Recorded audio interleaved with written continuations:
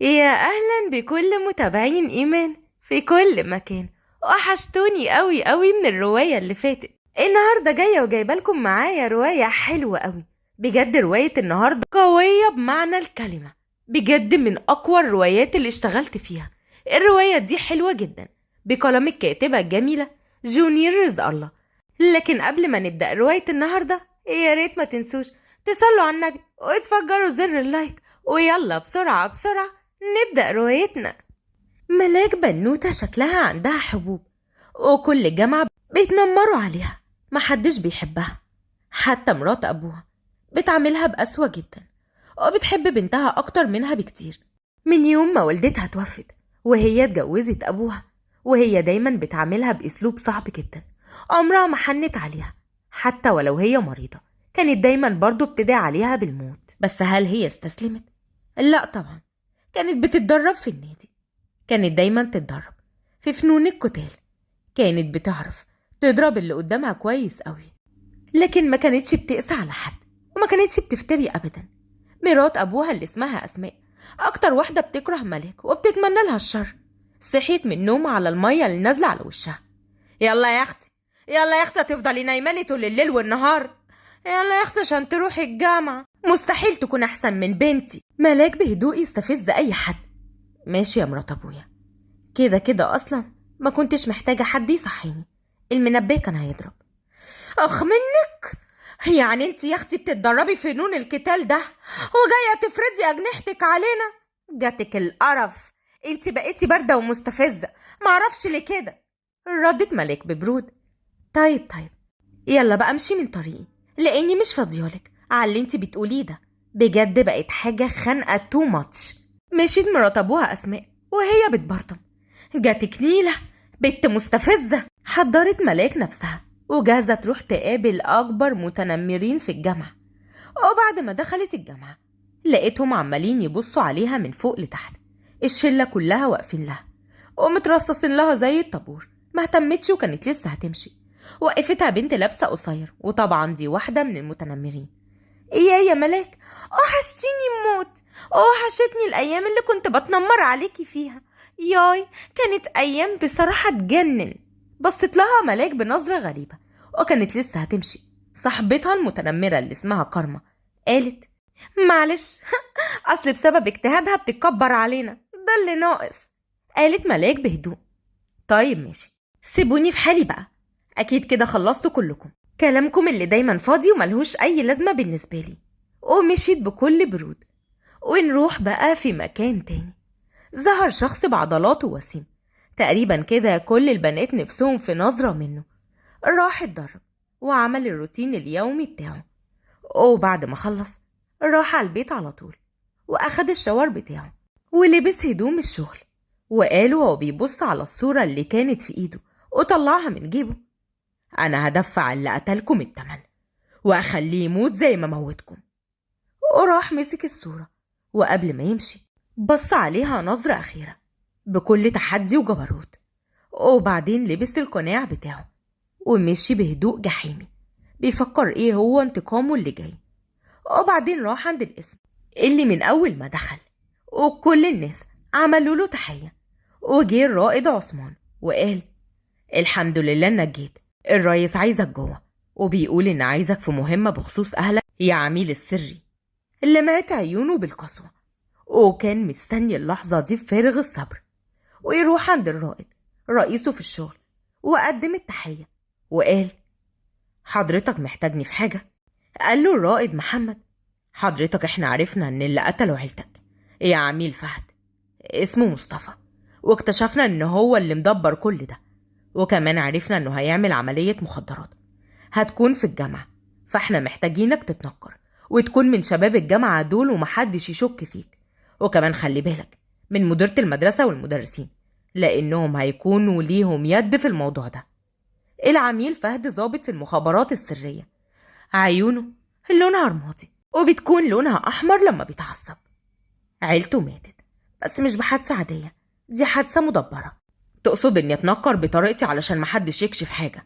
هز راسه بأيوة وقال: طبعا بالظبط كده، قصدي يعني إنك تروح متنكر تماما كأنك شاب من شباب الجامعة، أنا واثق فيك وفي قدراتك.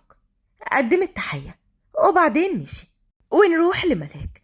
بعد ما خلصت جامعتها راحت قعدت في الكافيه بتاع الجامعة وشافت الشلة المتنمرة تاني وهي بتشرب القهوة. راحت كارما ورمت على هدومها القهوة بكل برود وبكل هدوء. ملاك ردت كمان بهدوء وقالت: اللي انت عملتيه ده. ردت كارما: يا ماما البت بتتكلم بهدوء، يعني هتخوفني. يا مامي يا مامي ركبي بتخبط على الجيران. ضحكوا كلهم، الشلة كلها بكل استفزاز. أما ملاك ضغطت على القهوة وعينيها كانت حمرة من الغضب. وفجأة وبدون مقدمات وهوب كانتالوب راحت ضربة البنات كلهم بالشلوت، وكمان الولاد بالبوكس وبالشلوت برجليها. كلهم وقعوا واتكوموا في الأرض. وقالت وهي بتربع ايديها: وروني بقى انتوا هتقوموا ازاي. بجد يا حرام، انا ملاك العزايزة، مفيش مخلوق في الدنيا يقدر عليا. سامعين يا شوية عيال؟ وقالت كده بغضب وفضلت تزعق فيهم ومشيت وهي غضبانة جدا. استحملتهم كتير لكن طاقتها خلاص نفذت، علشان كده قررت تاخد حقها منهم بعد كده تالت ومتلت. أما واحدة من البنات اللي اسمها جميلة قالت: يا كتفياني، ربنا يسامحكم، أنا مش هبقى معاكم في التنمر ده تاني من هنا ورايح، سامعين؟ الكل كانوا متفاجئين بالقوة اللي ظهرت عليها. قالت كارما بغضب: ماشي يا ملاك، يا إما وريتك يا إما مبقاش أنا كارما محمد أكبر حربوقة أقصد أكبر بنت قوية في المدرسة دي. وفجأة جيت طالب اللي كل البنات كانوا حرفيا هيتجننوا عليه ومستنيين كلمة منه. أما ملاك ما كانش همها أي حاجة وكانت مستغربة جدا من تجمع البنات حواليه. راحت عشان تشوف، لقيته واحد طول بعرض وشكله وسيم. سرحت فيه شوية وبعدين مشيت وهي بتفكر فيه. أما فهد استغرب من البنت اللي حتى معبرتوش بكلمة. ويعدي أسبوع ما حصلش أي مواقف جديدة. أما فهد كان زهقان من البنات اللي بتلحقه، بس كان مستمتع جدا في المكتبة لأنها ما فيهاش بنات، وكان دايما مستغرب من البنت اللي مش مهتمية بيه تماما. ملاك كانت في الحمام بتغسل وشها وحاسة بعصبية كبيرة جدا جواها، وكل ده بسبب الراجل الوسيم اللي حست بحاجة جواها من ناحيته أو من العيال المتنمرين دول. جت تمشي فجأة وفتحت الباب، اتصدمت لما لقت جردل للمية كان لسه هيقع عليها. راحت هوب كانتالوب بعدته بالشلوت وقالت وهي بتلم شعرها اللي وقع: ماشي، أنا هوريكم. هو أنتوا فاكرين إنكم كده هتهزموني؟ ده في الأحلام. قلتلكم مليون مرة إني مش بستسلم بسهولة، أنا أصعب مما فكركم يتخيل. صدمة أخدوها التلاميذ. أما فهد عجبه اللي هي عملته وقال في دماغه: أكيد البنت دي هستفاد منها في حاجات كتير. وبعد ما مشيت بكل برود كارما قبضت على ايديها وقالت: أنا لو ما كنتش وريتك ما كانش أنا اسمي كارما. ممكن بعد ده كل واحدة زيك تاخد الشهرة بتاعتي؟ كارما بصت على فهد وقالت بحب: أما أنت يا حبيبي هتكون ليا أنا لوحدي، مش هتكون للبنت اللي شكلها كده يا بيئة. بعد ما ملاك مشيت كانت ماشية في الشارع، لقيت ظل غريب وهناك جت تتسحب. سمعت صوت المدير والمدرسة وهما بيتكلموا، اتصدمت من اللي سمعته. بس تقريبا في حد كده بيراقبنا يا نهى، انت مش ملاحظة؟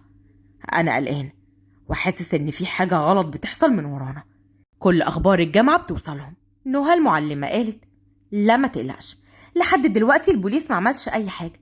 ومن هنا راحت ملاك بسرعة فتحت تسجيل الموبايل وسجلت لهم كل الكلام اللي هم بيقولوه، وسمعتهم كمان بيقولوا إنهم لو عرفوا أي حاجة هيروحوا في 60 داهية كلهم. وبعد فترة وهم بيتكلموا كان محدش بيسمعهم ولا بيسجل لهم. وبعد ما خلصوا كلام جريت بسرعة ملاك من المكان اللي كانت فيه وحاسة بتوتر رهيب، ومشيت راحت على البيت وفردت جسمها على السرير وفردت شعرها كمان، وكانت حاسة إنها متوترة جدا من اللي حصل. مرات أبوها استغربت لأنها جاية متوترة مش كالعادة. كانت ملاك لسه هتقفل عينيها لقت مرات أبوها دخلت عليها الأوضة وقالت: إيه يا مصيبة، هببتي إيه؟ أصل أول مرة أشوفك بتهربي، ولا أقولك أنا مش مهتمية بيكي أصلا، بس أنا عايزة أعرف، الفضول وكلني، مالك يا بت؟ قالت ملاك: طيب أنا مش فايقالك دلوقتي، كفاية الصدمات اللي جات لي النهاردة، بعد إذنك يا مرات أبويا امشي دلوقتي علشان انا عاوزه انام. نعم نعم يا اختي، وكمان بتطرديني من اوضتك اللي في القصر يا اختي. طيب انا بقى هروح لابوكي واقول له على كل اللي حصل منك ده. انت محتاجه اصلا تربيه من اول وجديد، قالت ملاك وهي بتشاور على الباب. خدي الباب في ايدك يا حاجه، انا مش فاضيالك، مع السلامه. مشيت مرات ابوها وقفلت الباب جامد وراها، وكانت بتبرطم كالعاده. اما وريتك ما بقاش انا هوريكي. عدت الايام وملاك متجاهله الجميع، وكل ما حد يكلمها تقول له ماليش كلام معاك. وفي يوم جت طالبه جديده محوله من جامعه تانية، وكان اسمها ايمان. واول ما ملاك شافتها جريت عليها. ايمان صاحبتي من الطفوله، ايمان عامله ايه؟ وحشتيني موت يا بنت، وحشتيني. انت فين ده كله؟ وليه ما بتساليش عني؟ ردت ايمان. ملوكتي حبيبتي عامله ايه؟ وحشاني قوي. فينك يا بنت؟ مش بتسالي عليا ليه؟ انا مخصماكي. معلش يا قلبي، بس طبعا انت عارفه ايه اللي كان بيحصل لي. الايام دي صعبه عليا قوي.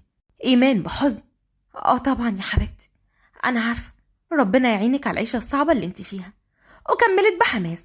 طيب بصي بقى، علشان اخرجك من المود اللي انت فيه ده، تعالي نعمل شوبينج مع بعض ونخرج كده ونغير جو. اكيد، ولكن قطعتها ايمان. لا بليز بقى، لو بتحبيني مفيش اعذار. ملاك هزت راسها بهدوء وهي حاسه بالراحه لان ايمان صديقتها من الطفوله، لكن علشان ملاك اتنقلت من جامعه لجامعه فمش بيشوفوا بعض. بقولك ايه، هاتي رقم موبايلك لحسن مع الاسف راح مني، دورت عليه كتير ومش لاقياه. ردت ملاك. حاضر يا ستي، ادي رقمي، وانتي رقمك اهو لسه متسجل معايا لغايه دلوقتي. هبقى اكلمك على طول، انا ماليش غيرك دلوقتي، انتي اقرب حد ليا. سلام يا قلبي. ومشيوا هما الاتنين. وبعد ما جت الساعه 10 بالليل راحت ملاك اتسحبت وهي معاها حاجتها، وقالت في دماغها هو ده الصح، لازم اهرب. خلاص تعبت بقى من مرات ابويا ومعاملتها اللي زي الزفت. خلاص انا جبت اخري، هو ده القرار المظبوط. وبعد ما مشيت قابلت ايمان، وايمان قالت هربتي بسلام، يلا بينا بقى علشان ما عندناش وقت، وانتي خلاص هتباتي معايا في بيتي، وبعد ما نخلص الشوبينج نروح على طول. ومشيوا مع بعض هما الاتنين، وقبل ما يمشوا اشتروا حاجات كتير قوي مع بعض. نرجع تاني فلاش باك، اقول لكم ايه اللي حصل وهما لسه في الجامعة. هو انتي لسه مرات ابوكي برضو بتعذبك؟ لا، بقيت انا اللي برد لها الكلمة ب10، وهي مش عارفة تعمل معايا حاجة يا عيني. ضحكت ايمان وقالت طيب بصي، انتي لازم تهربي لان مرات ابوكي دي ممكن تحطلك سم في الاكل ولا حاجة، انا خايفة عليكي. طيب ماشي، انا موافقة، لكن ههرب ازاي؟ بصي يا ستي، انتي تستني لما عيلتك كلهم يناموا، ولا اللي انا اعرفه ان هم اصلا اخرهم الساعة 10 بيناموا بدري، وبعد كده تهربي من الشباك. تمام؟ اوكي تمام. نرجع من الباك، ملاك وهي بتقول بخوف طيب يا ايمو، احنا هنمشي ازاي بس في الضلمة دي؟ الدنيا ضلمة جدا ومفيش بني ادمين حتى في الشارع. وفجأة لقوا عربية سودا قدامهم. يلا بسرعة، احنا لازم نهرب. قبل ما يفكروا حتى يهربوا، في حديدة اتضربت على دماغهم ووقعوا في الأرض وأغمى عليهم. تاني يوم في شقة أهل ملاك، وكانت مرات أبوها عمالة تصوت يا لهوي يا لهوي، الحقوني يا ناس. أبو ملاك جه وقال في ايه يا ولية؟ مالك بتزعقي كده ليه؟ صحتيني من النوم، مين مات؟ الحقني يا أخويا، البت شكلها كده هربت، ما أنا أصلا مش مرتاحة لها، بنتك دي غريبة في كل تصرفاتها. نعم، يعني ايه هربت؟ هربت ازاي وامتى؟ يا لهوي، يمكن بلغت علينا، مش عارفة البت دي وراها ايه. تقوى خرجت من اوضتها. في ايه ياما؟ في ايه السويت ده؟ وفين البت ملاك؟ انا مش شايفاها في الاوضه. هو انا يا اختي لو كنت اعرف كنت هسكت، ما انا كنت هقول شكل البت كده هربت. يا حستي السودا يعني ياما. العزايزي ابو ملاك قال لو البت هربت هنعرف نجيبها، كده كده يعني هي هتروح فين؟ وبعدين دي واحدة مش لاقية أصلا أي صحبة حتى تصاحبها، وحتى صاحبتها المفضلة خلاص نسيتها من أيام الجامعة اللي فاتت، وبعدين إحنا محرجين عليها إنها تتصاحب على حد. ياما انت قلقانة من إيه؟ هي شوية وأكيد هترجع، وتقعدي تقولي لها الكلمات بتوعك بتوع كل يوم. بقولك إيه يابا، ما تديني فلوس بقى علشان أنا عايزة أنزل النادي مع أصحابي، ويعني بحبح إيدك كده حبتين، ما تبقاش بخيل. وفعلا اداها الفلوس، وبعد ما اداها لها مشي هو مش عارف يعمل ايه في المصيبة دي. أما ملاك كانت في عالم تاني بعيد عن العالم بتاعهم خالص. فتحت عينيها بتكاسل وقالت: يا دماغي يعني، أنا فين بس؟ وجهت كلامها لإيمان وقالت: إيمو فوقي، انتي نمتي ولا ايه؟ احنا ليه متربطين كده؟ دخل عليهم الأوضة فهد وقال: أخيرا فقتوا. ده انتوا نمتوا كمية نوم مش طبيعية. هو انتوا ما كنتوش بتناموا في بيوتكم ولا ايه؟ قالت ملاك: ها انت طبعا اللي مجنن الجامعة كلها. عايز مننا ايه يا أستاذ؟ قال فهد بغرور: هكون عايز منك ايه يعني؟ المهم أنا آسف، اللي مشغلهم معايا بهايم، لأني ما كانش قصدي أجيبكم هنا، كنت عايزة أجيبكم في بيت أحسن من ده شوية. ردت إيمان: طيب بقول لك إيه بقى، أنا بصراحة كده جعانة، عايزة حلة محشي بدل الكلام اللي ملوش لازمة ده، حاجة كده ترم العظم. هو ده وقته انتي كمان؟ احنا مخطوفين يا بني آدمة، حسي على دمك شوية. طيب وأنا قلت حاجة؟ أنا جعانة، مش كل اللي بيتخطفوا بيجيبوا لهم أكل صح بقى ولا إيه؟ من الواضح كده إن حضرتك طلعت الباشا تلميذ، حضرتك طلعت ظابط، البدلة بتاعتك متعلقة وراك اهي. طب ممكن تفهمنا عايز مننا ايه وليه خاطفنا على لحم معدتنا كده؟ قال فهد: ايوه انا ظابط، وطبعا لازم تاكله، بس انا مش خاطفكوا للاسف. روحوا شوفوا راجل العصابات اللي خاطفكوا. وكمل كلامه بغضب وقال: احنا جايين نستظرف منك ليها. خطف ايه وزفت ايه؟ انا عايزكم في مهمة مع البوليس. طيب انت عايزنا في ايه؟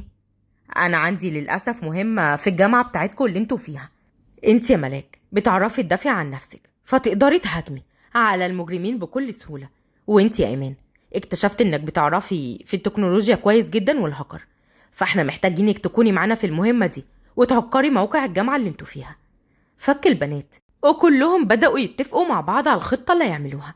وبعد ما راحوا الجامعة تاني يوم، فهد كان بيتعامل معاهم وأكتر من البنات التانية، وكمان مع ملاك أكتر، والبنات كانوا متغاظين جدا. وقالت كارما: فهد، هو بقولك ايه، هو انت في علاقة بينك وبين ملاك ولا ايه؟ اصل بصراحة مش لايقة عليك خالص. رد فهد ورافع حواجبه: طب وانت مالك ومالي؟ هو انا اعرفك اصلا؟ كارما بدلع: لا يا حبيبي، بس انا حبيتك، واللي بحبه بحطه في دماغي حتى لو غصب عنه. فهد اتعصب وقال بغضب: وانا بقى مرتبط بملاك؟ وريني بقى يا حلوة هتعملي لي ايه، وبعدين شوفي نفسك الاول وبعد كده اتكلمي. ورفع صوته جدا، والجميع كانوا مصدومين من الكلام اللي بيقوله، وبما فيهم كمان ملاك تخصني، ومفيش اي حد في الجامعة دي يقدر يقول لها اي كلمة، بعد كده انا اللي هقف لها. اوه، شكله الموضوع قلب جد وما بقاش فيه هزار خالص، وسمعتكم بقت زي الطين. اخراسي خالص، مش عايزة اسمع صوتك، كفاية المصيبة اللي انا وقعت فيها. هو انا عملت حاجة؟ وانا مالي يا لمبي؟ فهد قال قصاد الجامعة كلها واحرج كارما: خلاص، بعد كده يا ريت تتعودي يا بنت الحلال على اي واحد تاني وتحبيه. وفجأة قصاد الكل شال ملاك ومشي بيها. اما ملاك كانت في حالة صدمة: يخرب بيتك، ده انا هيضربوني بالشباشب دلوقتي، نزلني يا فهد، نزلني ارجوك. اخدها في المكتبة وقال: تعرفي اني عايزة اعترف لك اعتراف،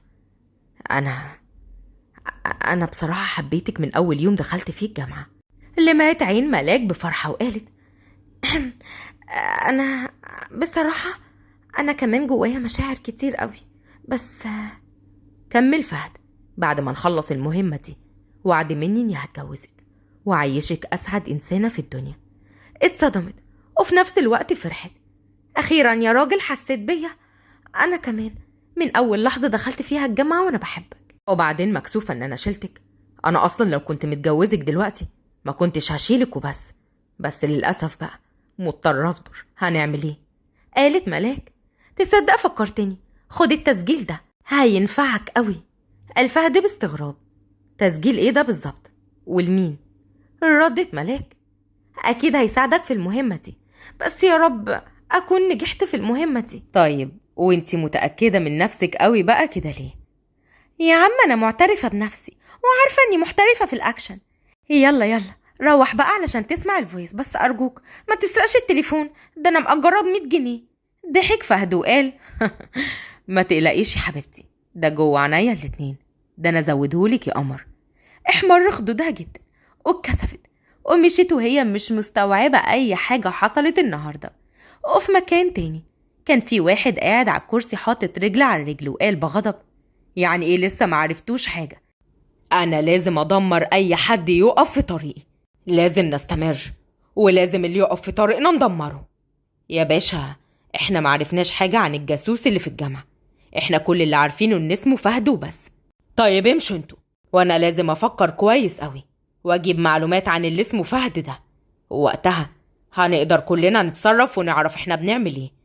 الحراس مشيوا وهم خايفين منه جدا، وقبل ما يخرجوا دخل واحد من الحراس وقال: يا باشا انا عرفت مين الجاسوس اللي عندنا. الباشا اللي مات عيونه بالخبز وقال: بجد؟ وريني ايه اللي عندك وخلصني. حضرتك هو اسمه فهد الصناوي، وهو اكبر واحد في ضباط المخابرات، وجايب بنتين معاهم علشان يعملوا المهمة دي. هو ده اللي عرفته، معرفش اكتر من كده مع الاسف. زعيم المافيا آسر جلال بيكره واحد اسمه فهد الصناوي لانه قتل عيلته، وده طبعا ما حصلش لان عمه هو اللي ضحك عليه علشان ياخد ورثه، وعمه كمان هو اللي نصحه علشان يكون زعيم مافيا. قال بغضب: نعم، هو تاني؟ ده هو لسه ما ماتش لغايه دلوقتي، ازاي ده انا حرقت له البيت بتاعه ويعني طلع زي الشعره من العجين. قال الحارس: طيب يا فندم هنعمل ايه دلوقتي؟ احنا لازم نخطف البنتين دول ويورينا ازاي هيقدر بقى ينقذهم. وابتسم بخبز. ايمان وملاك كانوا خلصوا الجامعه وكانوا مروحين على بيت ايمان، وفجاه لقوا حد ضربهم على دماغهم، واتصل الحارس بالتليفون. تمت المهمه بنجاح واخدهم في العربيه ومشي، وكل ده تحت نظرات فهد اللي ماسك اعصابه بالعافيه وقال: لا كده كتير، لازم اروح انقذهم حالا. انا مستحيل اسيبهم لوحدهم. قبل ما يعمل حاجه لقى اللي بيتكلم وراه وقال: ايه ده شويه يا فهد، احنا محتاجينك لسه، استنى ونشوف بس هما هيروحوا على فين. هز فهد راسه وهو مش مطمن وقلقان جدا عليهم. واليوم التاني اهلها ما سألوش فيها واعتبروها كأنها ميتة، وعاشوا يومهم الطبيعي عادي جدا. اما فهد كان قلقان على ملاك قوي وبيعمل كل حاجة علشان يوصلها تاني. اما بقى تاني يوم صحيت ملاك وهي مربوطة وقالت: يعني هو انا كل شوية اتخطف؟ خلاص بقى اسمي دلوقتي الأستاذة المخطوفة. بقولك ايه، انا جعانة قوي، عصافير بطني بتكاكي، وبعدين هو كل شوية يخطفونا على لحم بطننا كده؟ لا كده كتير وحرام. وفجأة دخل الباشا وقال: منورنا، قولولي بقى ايه رأيكم في المخزن اللي يليق بيكم ده؟ ردت ايمان: بليز يا عمو الحرامي، انا جعانة قوي، كل شوية نتخطف على لحم بطننا كده عيب، والله عيب، كده عيب في حق المافيا. ايوه فعلا يا عمو، احنا محتاجين اكل. نعم يا اختي انت وهي، انتوا جايين تتخطفوا ولا جايين تتفسحوا؟ فوق انتوا الاتنين، انتوا مخطوفين ها؟ طيب وايه يعني، هتسيبنا كده جعانين لغاية ما نموت؟ ولو متنا هيتهموك في قضية قتل. اتعصب وقال للحارس: روح يا ابني هاتلهم طفح وامري لله. رد الحارس: طيب ممكن انا كمان يا باشا؟ غور من وشي، ما انا فاتحها مطعم هنا. قرب عليهم الحارس وقال: محتاجة تاكلي ايه يا استاذة منك ليها؟ ردت ملاك: محتاجة بيتزا وملوخية وكباب وفراخ. وقطعها الباشا وقال: ايه كل ده؟ كل الاكل ده هتاكلي انتي وصاحبتك بس؟ لا اكيد لا طبعا، انا جعانة هاكله لوحدي، معلش يا صاحبتي الكريمة، انا بجد جعانة موت. ردت ايمان: ولا يهمك. وكملت كلامها للحارس: بقولك ايه، انا محتاجة برجر وحلة محشي، ويا سلام بقى لو حبيت فسيخ ورنجة. الباشا قطعهم وقال: ايه ده، انتوا هتاكلوا كل ده لوحدكم؟ هما الاتنين في نفس واحد. وبعد شوية الاكل وصل وهما الاتنين بياكلوا، تليفون الباشا رن ومشي من المكان. وبعد ما اكلوا بسرعة رهيبة خلصوا الاكل، والحارس قال: محتاجين حاجة تاني ولا اروح اجيب لكم حاجة ساقعة كمان؟ ردت ايمان: ايوه طبعا محتاجين. وفجأة هما الاتنين طلعوا أسلحة من جيوبهم وضربوا بيها على الحراس اللي كانوا واقفين على الباب. وبعد ما مشيوا في نص المكان لقوا فجأة 2 ظهروا في وشهم من الحراس برضو، وهما الاتنين قضوا عليهم. وفجأة الرصاص خلص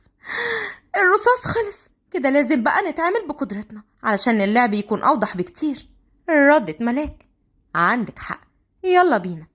وكل اللي بيجي في وشهم كانوا بيضربوه بالشلوت أو بالإيد لحد ما خلصوا عليهم تماما.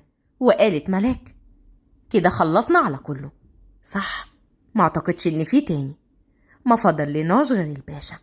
يلا بينا.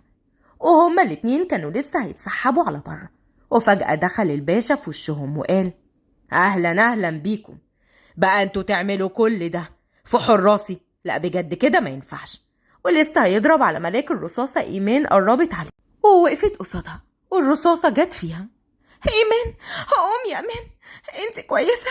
انت كويسة يا حبيبتي؟ أرجوكي قومي، انت لسه عايشة، هتفضلي عايشة. وفضلت تعيط وانهارت من العياط. وفجأة نطت من مكانها وسحبت المسدس من ايد الباشا وضربته مليون طلقة وقربت عليه بعد ما مات، وابتدت تضرب فيه طلقات كتير جدا علشان تنتقم منه من اللي عمله في إيمان صاحبتها. في الوقت ده دخل فهد ومعاه الفريق. حضن ملاك بقوة وقال: انتي كويسة يا حبيبتي؟ حصل حاجة؟ اتأذيتي؟ في حد عمل لك حاجة؟ لا، أرجوك لازم نروح المستشفى بسرعة. لو بتحبني بجد توديني بسرعة المستشفى. إيمان تعبانة قوي، لازم ننقلها بسرعة المستشفى. بوليس كان قبض على الباشا ورجالته.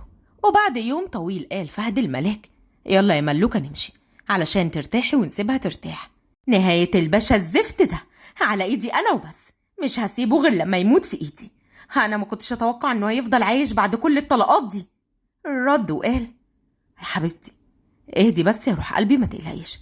هو دلوقتي اتمسك واتحبس وهياخدوا معاه الاجراءات اللازمه. كارما جت وقالت بسخريه: يا عيني، في واحده هنا صاحبتها ماتت، صعبتي عليا موت.